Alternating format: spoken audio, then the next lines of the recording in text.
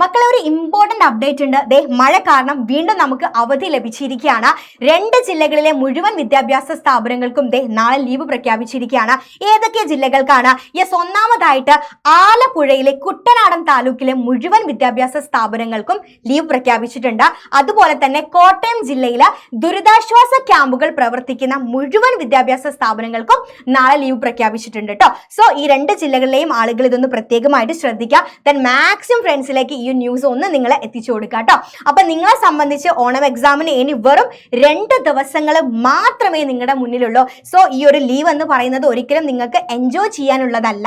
ഒരുപാട് പേര് മഴ കാരണം കഷ്ടപ്പെടുന്നുണ്ട്. സോ എല്ലാവരും സേഫ് ആയിട്ട് വീട്ടിലിരിക്കുക. അപ്പൊ അടിപൊളിയായിട്ട് എന്ത് ചെയ്യുക, നിങ്ങൾ പഠിക്കുക കേട്ടോ. ഇനി നിങ്ങൾക്ക് റിവിഷൻ ചെയ്യാനുള്ള ദിവസങ്ങളാണ്. നിങ്ങൾ പേടിക്കേണ്ട ആവശ്യമില്ല.